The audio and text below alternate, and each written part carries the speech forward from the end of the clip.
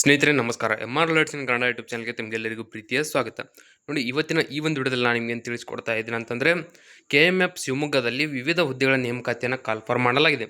ಈ ಹುದ್ದೆಗಳಿಗೆ ನೀವು ಅರ್ಜಿಯನ್ನು ಸಲ್ಲಿಸುವುದು ಹೇಗೆ, ಹಾಗೆ ಆಯ್ಕೆ ಪ್ರಕ್ರಿಯೆ ಯಾವ ರೀತಿ ಇರುತ್ತೆ, ಇಲ್ಲಿ ಒಟ್ಟು ಎಷ್ಟು ಹುದ್ದೆಗಳನ್ನು ಕಾಲ್ಫಾರ್ ಮಾಡಲಾಗಿದೆ ಮತ್ತು ಅರ್ಜಿ ಸಲ್ಲಿಸಲು ನೀವು ಶೈಕ್ಷಣಿಕ ಅರ್ಹತೆ ಎಷ್ಟು ಮುಗಿಸಿರಬೇಕು, ಹಾಗೆ ಅರ್ಜಿ ಸಲ್ಲಿಸಬೇಕಂತಂದರೆ ಇಲ್ಲಿ ಅರ್ಜಿ ಪ್ರಾರಂಭ ದಿನಾಂಕ ಮತ್ತು ಕೊನೆಯ ದಿನಾಂಕ ಯಾವುದು, ಎಲ್ಲ ಮಾಹಿತಿ ನಿಮಗೆ ಇದೇ ವಿಡಿಯೋದಲ್ಲಿ ತಿಳಿಸ್ಕೊಡ್ತಾ ಹೋಗ್ತೀನಿ. ಮಿಸ್ ಮಾಡದೆ ವಿಡಿಯೋ ಕೊನೆವರೆಗೂ ನೋಡಿ. ವಿಡಿಯೋ ಇಷ್ಟ ಆದರೆ ಲೈಕ್ ಮಾಡಿ ಮತ್ತು ಇನ್ನೂ ಯಾರ್ಯಾರು ಸಬ್ಸ್ಕ್ರೈಬ್ ಮಾಡ್ಕೊಂಡಿಲ್ಲ ದಯವಿಟ್ಟು ಸಬ್ಸ್ಕ್ರೈಬ್ ಮಾಡಿಕೊಂಡು ಪಕ್ಕದಲ್ಲಿರುವಂಥ ಬೆಲ್ಲೈಕನ್ ಕ್ಲಿಕ್ ಮಾಡಿ ಆಲ್ ಅಂತ ಸೆಲೆಕ್ಟ್ ಮಾಡಿ. ಯಾಕಂದರೆ ಮುಂದೆ ನಾವು ಯಾವುದೇ ವಿಡಿಯೋ ಬಿಟ್ಟರೆ ನಿಮಗೆ ಥಟ್ ಅಂತ ನೋಟಿಫಿಕೇಶನ್ ಬರುತ್ತೆ. ಹಾಗೆ ಈ ಒಂದು ವಿಡಿಯೋ ಯಾವುದೇ ರೀತಿ ಸ್ಕಿಪ್ ಮಾಡದೆ ಕೊನೆವರೆಗೂ ನೋಡಿ ಇದರ ಮಾಹಿತಿಯನ್ನು ಪಡ್ಕೊಳ್ಳಿ. ಈಗ ಇದರ ಮಾಹಿತಿಯನ್ನು ನೋಡ್ತಾ ಹೋದರೆ ಇಲ್ಲಿ ನೋಡ್ತಾ ಹೋಗೋಣ. ನೋಡಿ, ಶಿವಮೊಗ್ಗ, ದಾವಣಗೆರೆ ಮತ್ತು ಚಿತ್ರದುರ್ಗ ಜಿಲ್ಲಾ ಸಹಕಾರ ಹಾಲು ಉತ್ಪಾದಕರ ಸಂಘಗಳ ಒಕ್ಕೂಟ ನಿಯಮಿತ ಅಂದರೆ ಸಿಮುಲ್ ಇದ್ದಲ್ಲಿ ಇಲ್ಲಿ ವಿವಿಧ ವೃಂದದಲ್ಲಿ ಖಾಲಿ ಇರುವ ಅಂದರೆ ಬೇರೆ ಬೇರೆ ಹುದ್ದೆಗಳನ್ನು ಹಿಡಿದು ಇಲ್ಲಿ ಒಟ್ಟು 194 ನೇರ ನೇಮಕಾತಿ ಹುದ್ದೆಗಳನ್ನು ಏನಪ್ಪ ಅಂತಂದರೆ ಕಾಲ್ಫರ್ ಮಾಡಲಾಗಿದೆ.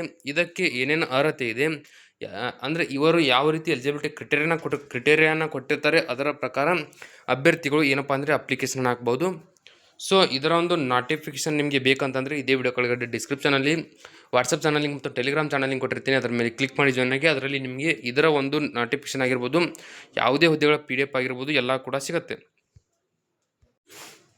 ಸೊ ಈಗ ಇಲ್ಲಿ ನೋಡ್ತಾ ಹೋಗೋಣ, KMFನಲ್ಲಿ ಏನು ಶಿವಮೊಗ್ಗದಲ್ಲಿ ವಿವಿಧ ಹುದ್ದೆಗಳನ್ನು ಕಾಲ್ಫರ್ ಮಾಡಿದ್ದಾರೆ.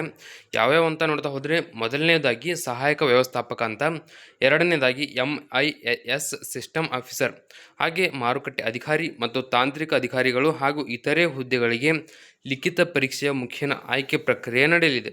ಸೊ ಇಲ್ಲಿ ಹುದ್ದೆಗಳಿಗೆ ನಿಗದಿಪಡಿಸಿದ ಅರ್ಹತಾ ಮಾನದಂಡ ಅಂದರೆ ಅವರು ಎಲಿಜಿಬಿಲಿಟಿ ಕ್ರಿಟೇರಿಯಾವನ್ನು ಪೂರೈಸುವ ಆಸಕ್ತರು ಫೆಬ್ರವರಿ 6ರಿಂದ ಫೆಬ್ರವರಿ 21ರವರೆಗೆ ಅವರ ಒಂದು ಆಫೀಷಿಯಲ್ ವೆಬ್ಸೈಟ್ಗೆ ಭೇಟಿ ನೀಡಿ ನೀವು ಅರ್ಜಿಯನ್ನು ಸಲ್ಲಿಸಬಹುದು.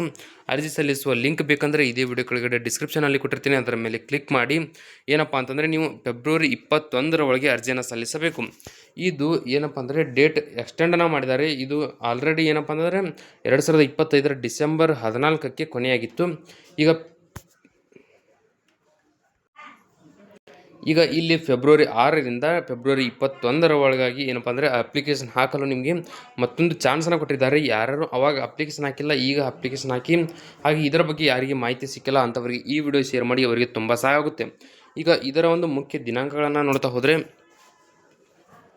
ನೋಡಿ, ಆಲ್ರೆಡಿ ನಾನು ಹೇಳಿದ ಪ್ರಕಾರ ಆನ್ಲೈನ್ ಮೂಲಕ ಅರ್ಜಿಯನ್ನು ಸಲ್ಲಿಸಲು ಆರಂಭ ದಿನಾಂಕ ಫೆಬ್ರವರಿ 6ರಿಂದ ಅರ್ಜಿ ಸಲ್ಲಿಸಲು ಕೊನೆಯ ದಿನಾಂಕ ಫೆಬ್ರವರಿ 21, 2026 ಇರುತ್ತೆ. ಕರೆಕ್ಟಾಗಿ ನೋಡಿಕೊಂಡು ಅರ್ಜಿನ ಸಲ್ಲಿಸಿ. ಸೊ ದಯವಿಟ್ಟು ಎಲ್ಲರಿಗೂ ನಿಮ್ಮ ಫ್ರೆಂಡ್ಸ್ಗಳಿಗೆ ಕೂಡ ಶೇರ್ ಮಾಡಿ. ಈಗ ಖಾಲಿ ಹುದ್ದೆಗಳ ವಿವರ ಅಂದರೆ ವೇಕೆನ್ಸಿ ಡೀಟೇಲ್ಸನ್ನು ನೋಡ್ತಾ ಹೋದರೆ, ಸಹಾಯಕ ವ್ಯವಸ್ಥಾಪಕರಿಗೆ 17 ಹುದ್ದೆಗಳನ್ನು ಕಾಲ್ಫಾರ್ ಮಾಡಲಾಗಿದೆ. ಸಹಾಯಕ ವ್ಯವಸ್ಥಾಪಕರು ಇದರಲ್ಲಿ HIAI ಅಂತ ಬರುತ್ತೆ. ಹಾಗೆ ಎರಡನೇದಾಗಿ ಸಹಾಯಕ ವ್ಯವಸ್ಥಾಪಕರು ಇದರಲ್ಲಿ ಆಡಳಿತ ಅಂತ ಬರುತ್ತೆ, ಇವರಿಗೆ 1 ಹುದ್ದೆ. ಹಾಗೆ ಇಲ್ಲಿ 3ನೇ ಹುದ್ದೆಯನ್ನು ನೋಡ್ತಾ ಹೋದರೆ ಸಹಾಯಕ ವ್ಯವಸ್ಥಾಪಕರು ಇದರಲ್ಲಿ F&F ಅಂತ ಬರುತ್ತೆ, ಇವರಿಗೆ 3 ಹುದ್ದೆಗಳನ್ನು ಮೀಸಲಿಟ್ಟಿದ್ದಾರೆ. ಸೊ 4ನೇದಾಗಿ MIS ಅಥವಾ ಸಿಸ್ಟಮ್ ಆಫೀಸರ್ ಅಂತ, ಇವರಿಗೆ 1 ಹುದ್ದೆ ಖಾಲಿ ಇದೆ. ಮಾರುಕಟ್ಟೆ ಅಧಿಕಾರಿ ಇವರಿಗೆ 2 ಹುದ್ದೆಗಳು. ಹಾಗೆ ತಾಂತ್ರಿಕ ಅಧಿಕಾರಿ ಇದರಲ್ಲಿ ಅಭಿಯಂತರ 2 ಹುದ್ದೆಗಳು. ತಾಂತ್ರಿಕ ಅಧಿಕಾರಿ ಗುಣ ನಿಯಂತ್ರಣ ಇದರಲ್ಲಿ 2 ಹುದ್ದೆಗಳು. ಹಾಗೆ ತಾಂತ್ರಿಕ ಅಧಿಕಾರಿ DG ಅಂತ ಬರುತ್ತೆ, ಇವರಿಗೆ 14 ಹುದ್ದೆಗಳನ್ನು ಮೀಸಲಿಟ್ಟಿದ್ದಾರೆ. ಸೊ ಇಲ್ಲಿ ಕೆಮಿಸ್ಟ್ ದರ್ಜೆ 1 ಅಂತ ಮತ್ತೊಂದು ಹುದ್ದೆ ಬರುತ್ತೆ, ಇವರಿಗೆ 4 ವೇಕೆನ್ಸಿಗಳನ್ನು ಖಾಲಿ ಇಟ್ಟಿದ್ದಾರೆ. ಹಾಗೆ ವಿಸ್ತರಣಾಧಿಕಾರಿ ದರ್ಜೆ 3 ಇದರಲ್ಲಿ 17 ಹುದ್ದೆಗಳು ಬರುತ್ತೆ. ಹಾಗೆ ಆಡಳಿತ ಸಹಾಯಕ ದರ್ಜೆ 2 ಇದರಲ್ಲಿ 17 ಹುದ್ದೆಗಳನ್ನು ಕಾಲ್ಫಾರ್ ಮಾಡಲಾಗಿದೆ. ಹಾಗೆ ಲೆಕ್ಕ ಸಹಾಯಕ ದರ್ಜೆ 2 ಇದರಲ್ಲಿ 12 ಹುದ್ದೆಗಳನ್ನು ಮೀಸಲಿಟ್ಟಿದ್ದಾರೆ. ಹಾಗೆ ಮಾರುಕಟ್ಟೆ ಸಹಾಯಕ ದರ್ಜೆ 2 ಇದರಲ್ಲಿ 10 ಹುದ್ದೆಗಳು. ಹಾಗೆ ಕೆಮಿಸ್ಟ್ ದರ್ಜೆ 2 ಇದರಲ್ಲಿ 28 ಹುದ್ದೆಗಳು. ನಂತರ ಇಲ್ಲಿ ಕಿರಿಯ ಸಿಸ್ಟಮ್ ಆಪರೇಟರ್ ಇವರಿಗೆ 13 ಹುದ್ದೆಗಳು. ಹಾಗೆ ಶೀಘ್ರ ಲಿಪಿಗಾರ ದರ್ಜೆ 2 ಇದರಲ್ಲಿ 1 ಹುದ್ದೆ ಬರುತ್ತೆ. ಹಾಗೆ ಕಿರಿಯ ತಾಂತ್ರಿಕರು ಇದರಲ್ಲಿ 50 ಹುದ್ದೆಗಳನ್ನು ಮೀಸಲಿಟ್ಟಿದ್ದಾರೆ. ಟೋಟಲ್ ಆಗಿ ಇಲ್ಲಿ ನೋಡ್ತಾ ಹೋದರೆ 194 ಹುದ್ದೆಗಳನ್ನು ಕಾಲ್ಫಾರ್ ಮಾಡಿದ್ದಾರೆ. ಆ 194 ಹುದ್ದೆಗಳನ್ನು ಈ ರೀತಿಯಾಗಿ ಆಯಾ ಹುದ್ದೆಗಳಿಗೆ ಇಷ್ಟು ವೇಕೆನ್ಸಿ ಅಂತ ಹಂಚಿಕೆ ಮಾಡಿದ್ದಾರೆ. ಹೆಚ್ಚಿಗೆ ಇರುವಂಥ ಹುದ್ದೆ ಬಂದ್ಬಿಟ್ಟು ಕಿರಿಯ ತಾಂತ್ರಿಕರು ಅಂತ, ಇದರಲ್ಲಿ ಒಟ್ಟು 50 ವೇಕೆನ್ಸಿಗಳನ್ನು ಕಾಲ್ಫಾರ್ ಮಾಡಲಾಗಿದೆ. ಈಗ ಇಲ್ಲಿ ನಿಮಗೆ ಏನಪ್ಪ ಅಂದರೆ ವೇಕೆನ್ಸಿ ಡೀಟೇಲ್ಸ್ಗಳನ್ನು ಹೇಳಿದೆ. ಈಗ ಆ ವೇಕೆನ್ಸಿಗೆ ಅಂದರೆ ಆಯಾ ಹುದ್ದೆಗೆ ಯಾವ್ಯಾವ ರೀತಿ ಶೈಕ್ಷಣಿಕ ಅರ್ಹತೆ ಇದ್ದರೆ ಮಾತ್ರ ನೀವು ಈ ಹುದ್ದೆಗೆ ಅರ್ಜಿನ ಸಲ್ಲಿಸಬಹುದು ಮತ್ತು ಆಯ್ಕೆ ಆಗ್ಬೋದು ಅಂತ ಹೇಳ್ತಾ ಹೋಗ್ತೀನಿ. ಸೊ ದಯವಿಟ್ಟು ವಿಡಿಯೋ ಕೊನೆವರೆಗೂ ನೋಡಿ. ವಿಡಿಯೋ ಇಷ್ಟ ಆದರೆ ಲೈಕ್ ಮಾಡದೆ ಮಿಸ್ ಮಾಡದೆ ಲೈಕ್ ಮಾಡಿ. ಸೊ ಇಲ್ಲಿ ಆಯಾ ಹುದ್ದೆಗೆ ತಕ್ಕಂತೆ ಶೈಕ್ಷಣಿಕ ಅರ್ಹತೆಯನ್ನು ಹೇಳ್ತಾ ಹೋಗ್ತೀನಿ, ನೋಡ್ತಾ ಹೋಗಿ. ಸಹಾಯಕ ವ್ಯವಸ್ಥಾಪಕ AHAI ಈ ಹುದ್ದೆಗೆ ಅರ್ಜಿಯನ್ನು ಸಲ್ಲಿಸಬೇಕಂತಂದರೆ ನೋಡಿ, ಪಶು ವೈದ್ಯಕೀಯ ವಿಜ್ಞಾನ ಮತ್ತು ಪಶು ಸಂಗೋಪನೆ ವಿಷಯದಲ್ಲಿ BVSc ಆ್ಯಂಡ್ AH ಪದವಿಯನ್ನು ಕಂಪ್ಲೀಟ್ ಮಾಡಿರಬೇಕು. ಹಾಗೆ ಸಹಾಯಕ ವ್ಯವಸ್ಥಾಪಕರು, ಇದರಲ್ಲಿ ಆಡಳಿತ ಅಂತ ಬರುತ್ತೆ. ಈ ಹುದ್ದೆಗೆ ನೀವು ಅರ್ಜಿಯನ್ನು ಸಲ್ಲಿಸಬೇಕಂತಂದರೆ ಮಾನವ ಸಂಪನ್ಮೂಲ ವಿಷಯದಲ್ಲಿ 2 ವರ್ಷಗಳ ಪೂರ್ಣಾವಧಿ MBL ಜೊತೆಗೆ ಆಡಳಿತ ನಿರ್ವಹಣೆಯಲ್ಲಿ 3 ವರ್ಷಗಳ ಅನುಭವ ಅಂದರೆ ಎಕ್ಸ್ಪೀರಿಯನ್ಸ್ ಪ್ಲಸ್ ಕಂಪ್ಯೂಟರ್ ಎಕ್ಸ್ಪೀರಿಯನ್ಸ್ ಕೂಡ ನಿಮಗೆ ಹೊಂದಿರಬೇಕಾಗತ್ತೆ. ಇದಾದ ನಂತರ ಇಲ್ಲಿ ಸಹಾಯಕ ವ್ಯವಸ್ಥಾಪಕ F&F ಹುದ್ದೆ ಬರುತ್ತೆ. ಇದರಲ್ಲಿ ಕೃಷಿ ವಿಜ್ಞಾನ ವಿಷಯದಲ್ಲಿ BSc ಕೃಷಿ ಅಂದರೆ BSc ಅಗ್ರಿಯನ್ನು ನೀವು ಕಂಪ್ಲೀಟ್ ಮಾಡಿದರೆ ಇಲ್ಲಿ ಸಹಾಯಕ ವ್ಯವಸ್ಥಾಪಕ F&F ಹುದ್ದೆಗೆ ಅರ್ಜಿಯನ್ನು ಸಲ್ಲಿಸಬಹುದು. ನಂತರ MIS ಅಥವಾ ಸಿಸ್ಟಮ್ ಆಫೀಸರ್ ಹುದ್ದೆಗೆ ನೀವು ಅರ್ಜಿಯನ್ನು ಸಲ್ಲಿಸಬೇಕಂತಂದರೆ BEಯಲ್ಲಿ ಕಂಪ್ಯೂಟರ್ ಸೈನ್ಸ್ ಅಥವಾ ಇನ್ಫಾರ್ಮೇಷನ್ ಸೈನ್ಸ್ ಇಂಜಿನಿಯರಿಂಗ್ ಕಂಪ್ಲೀಟ್ ಮಾಡಿದರೆ ನೀವು ಈ ಹುದ್ದೆಗೆ ಅರ್ಜಿಯನ್ನು ಸಲ್ಲಿಸಬಹುದು.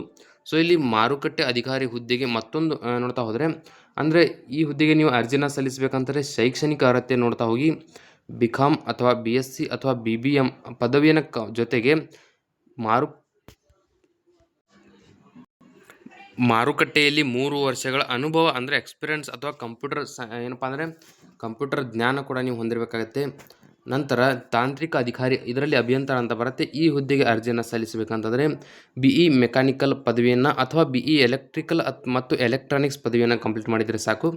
ನಂತರ ತಾಂತ್ರಿಕ ಅಧಿಕಾರಿ ಗುಣ ನಿಯಂತ್ರಣ ಹುದ್ದೆಗೆ MSc ಕೆಮಿಸ್ಟ್ರಿ ಸ್ನಾತಕೋತ್ತರ ಪದವಿ ಅಥವಾ MScಯಲ್ಲಿ ಮೈಕ್ರೋಬಯಾಲಜಿ ಸ್ನಾತಕೋತ್ತರ ಪದವಿಯನ್ನು ನೀವು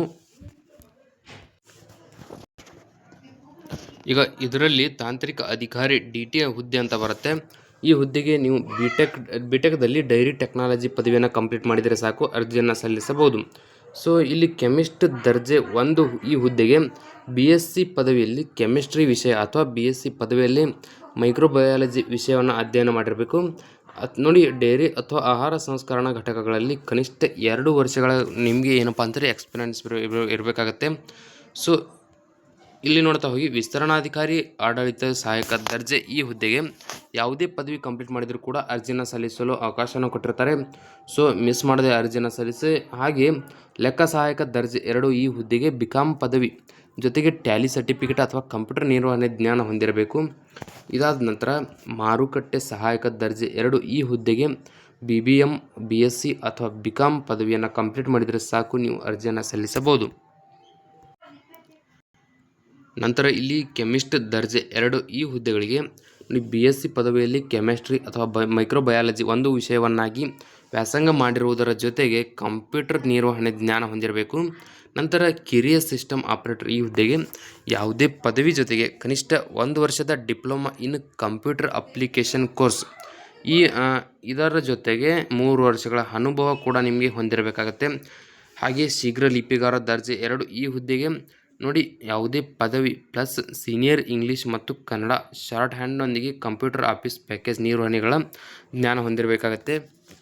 ನಂತರ ಇಲ್ಲಿ ಕಿರಿಯ ತಾಂತ್ರಿಕ ಹುದ್ದೆಗೆ ಈ ಹುದ್ದೆಗಳಿಗೆ SSLC ಜೊತೆಗೆ ಸಂಬಂಧಿತ ಟ್ರೇಡ್ನಲ್ಲಿ ITI ಪ್ರಮಾಣಪತ್ರ ನೀವು ಹೊಂದಿರಬೇಕು.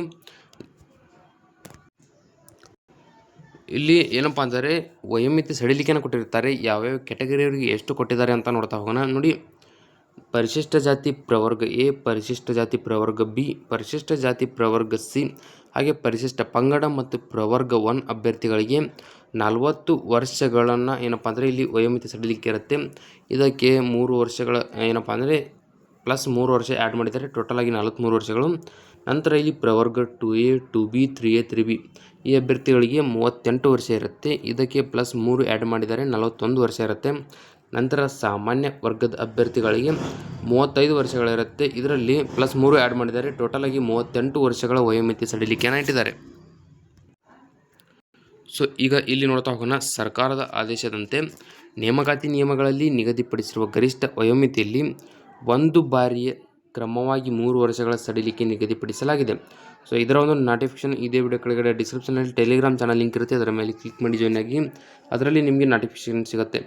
ಸೊ ಈಗ KMF ಸಿಮುಲ್ ಹುದ್ದೆಗೆ ಅಪ್ಲಿಕೇಶನ್ ಹಾಕಿದಂಥ ಅಭ್ಯರ್ಥಿಗಳಿಗೆ ಆಯ್ಕೆ ಪ್ರಕ್ರಿಯೆ ಯಾವ ರೀತಿ ಇರುತ್ತೆ ಅಂತ ನೋಡ್ತಾ ಹೋಗಿ. ಮೊದಲಿಗೆ ಅಪ್ಲಿಕೇಶನ್ ಹಾಕಿದ ಎಲ್ಲ ಅಭ್ಯರ್ಥಿಗಳಿಗೆ ಲಿಖಿತ ಪರೀಕ್ಷೆ ಇರುತ್ತೆ. ಲಿಖಿತ ಪರೀಕ್ಷೆಯಲ್ಲಿ ಪಾಸಾದಂಥ ಅಭ್ಯರ್ಥಿಗಳನ್ನು ಸಂದರ್ಶನ ಅಂದರೆ ಇಂಟರ್ವ್ಯೂ ಮೂಲಕ ನಡೆಸುವ ಮೂಲಕ ಈ ಹುದ್ದೆಗಳಿಗೆ ಆಯ್ಕೆ ಪ್ರಕ್ರಿಯೆ ನಡೆಸಲಾಗುತ್ತೆ.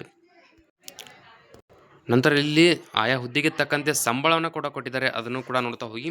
ನೋಡಿ, ಸಹಾಯಕ ವ್ಯವಸ್ಥಾಪಕರು ಹುದ್ದೆಗಳಿಗೆ 83,700 ರೂಪಾಯಿದಿಂದ 1,55,200 ರೂಪಾಯಿವರೆಗೆ ತಿಂಗಳ ವೇತನ ಇರುತ್ತೆ.